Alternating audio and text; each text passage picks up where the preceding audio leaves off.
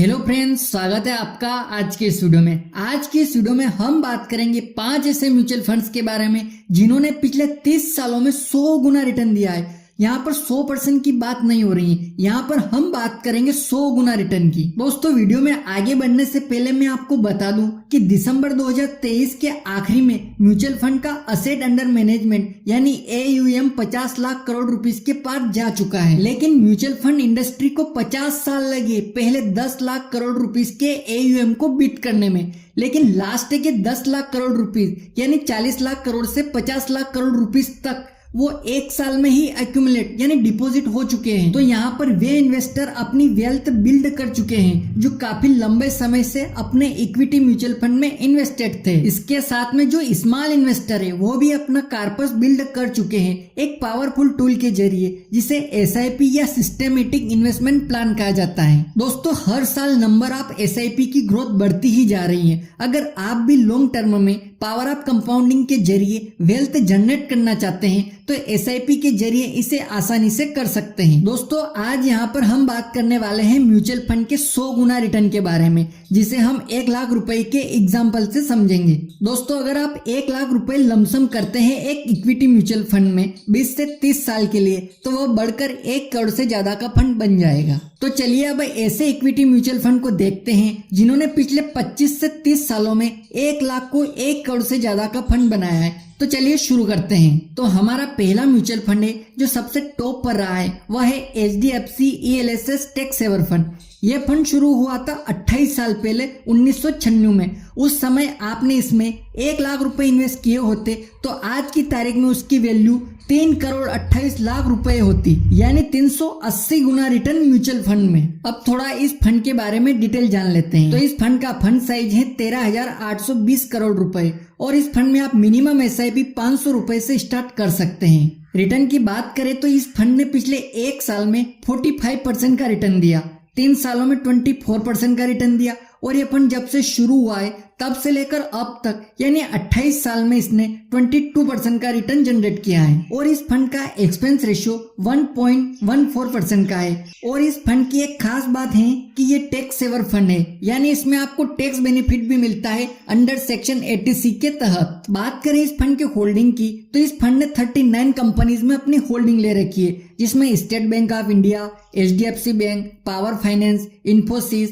NTPC जैसी कंपनियां शामिल हैं। चलिए अब बात करते हैं दूसरे म्यूचुअल फंड की, जिसका नाम है निप्पॉन इंडिया ग्रोथ फंड। इस फंड की शुरुआत 29 साल पहले 1995 में हुई थी। अगर आपने उस समय इसमें 1 लाख रुपए इन्वेस्ट किए होते तो आज की तारीख में उसकी वैल्यू 3 करोड़ 26 लाख रुपए होती, यानी 326 गुना रिटर्न इस फंड में मिलता। दोस्तों, इस फंड का फंड साइज 24,480 करोड़ रुपीस है। इसमें मिनिमम SIP आप 100 रुपए से स्टार्ट कर सकते हैं। बात करें इस फंड के रिटर्न की तो इस फंड ने पिछले 1 साल में 49% का रिटर्न दिया और पिछले 3 सालों में 25% का रिटर्न दिया। और ये फंड जब से शुरू हुआ है तब से लेकर अब तक यानी ऑल टाइम रिटर्न इसने 22% का दिया है। बात करें इस फंड के एक्सपेंस रेशियो की तो वह है 0.88% और इसका एग्जिट लोड 1% का है। और इस फंड ने 98 कंपनीज में अपनी होल्डिंग ले रखी है, जिसमें power finance, Cholamandalam financial, Voltas, Mahindra and Mahindra जैसी कंपनी शामिल है। चलिए अब बढ़ते हैं तीसरे म्यूचुअल फंड की तरफ, जिसका नाम है फ्रैंकलिन इंडिया प्रीमा फंड,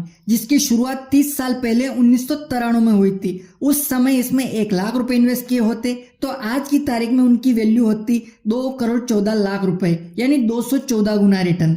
इस फंड का फंड साइज 10,180 करोड़ रुपए है। इस फंड में आप मिनिमम SIP 500 रुपए से स्टार्ट कर सकते हैं। इस फंड के रिटर्न पर नजर डालें तो इस फंड ने पिछले 1 साल में 45% का रिटर्न दिया है, पिछले 3 सालों में 18% का रिटर्न दिया और जब से ये शुरू हुआ है तब से लेकर अब तक इसने 19% का रिटर्न बनाकर दिया है। इस फंड का एक्सपेंस रेशियो 1% का है और इसका एग्जिट लोड भी 1% का है। फंड के होल्डिंग की बात करें तो इस फंड ने 71 कंपनीज में अपनी होल्डिंग ले रखी है, जिसमें the federal bank, Bharat electronics trend, Deepak nitrite जैसी कंपनी शामिल है। इसके होल्डिंग एनालिसिस पर नजर डालें तो इसका 97% इक्विटी मार्केट में इन्वेस्ट होता है। चलिए बढ़ते हैं चौथे म्यूचुअल फंड की तरफ, जिसका नाम है Tata large and mid cap fund, जिसकी शुरुआत भी 30 साल पहले 1993 में हुई थी और उस समय इसमें 1 लाख रुपए इन्वेस्ट किए होते तो आज उनकी वैल्यू 1,65,00,000 रुपए होती, यानी 165 गुना रिटर्न। चलिए इस फंड के रिटर्न पर नजर डालते हैं। तो इस फंड ने पिछले 1 साल में 34% का रिटर्न दिया है और पिछले 3 साल में 18% का रिटर्न दिया, और जब से ये फंड शुरू हुआ है तब से लेकर अब तक इसने 17% का रिटर्न बनाकर दिया है। इस फंड का फंड साइज 6,619 करोड़ रुपए है और इसमें आप मिनिमम SIP 100 रुपए से स्टार्ट कर सकते हैं। इस फंड का एक्सपेंस रेशियो 0.75% है और इसका एग्जिट लोड 1% का है। और इसके होल्डिंग की बात करें तो इस फंड ने 50 कंपनीज में अपनी होल्डिंग ले रखी है, जिसमें HDFC bank, Reliance industries, state bank of India, Tata Motors जैसी कंपनी शामिल हैं। चलिए अब बढ़ते हैं आज के 5वें फंड की तरफ, जिसका नाम है HDFC फ्लेक्सी कैप फंड, जिसकी शुरुआत 1995 में हुई थी। उस समय अगर इसमें आपने 1 लाख रुपए इन्वेस्ट किए होते तो आज उनकी वैल्यू 1,53,00,000 रुपए होती, यानी 153 गुना का रिटर्न। इस फंड का फंड साइज 49,659 करोड़ रुपीज है। इसमें आप मिनिमम SIP 100 रुपए से स्टार्ट कर सकते हैं। चलिए अब इसके रिटर्न पर नजर डालते हैं। तो इस फंड ने पिछले 1 साल में 44% का रिटर्न दिया और पिछले 3 साल में 24% का रिटर्न दिया, और यह फंड जब से शुरू हुआ है तब से लेकर अब तक इस फंड ने 18% का रिटर्न बना कर दिया है। और इस फंड का एक्सपेंस रेशियो 0.81% है और इसका एग्जिट लोड 1% का है। इसके होल्डिंग पर नजर डालें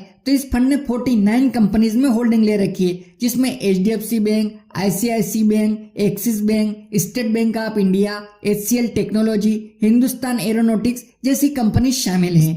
इसका होल्डिंग एनालिसिस देखें तो 87% इक्विटी मार्केट में इन्वेस्ट होता है और इसका सेक्टर एलोकेशन देखें तो 36% financial sector, 13% health care sector और 9% टेक्नोलॉजी सेक्टर में एलोकेशन है।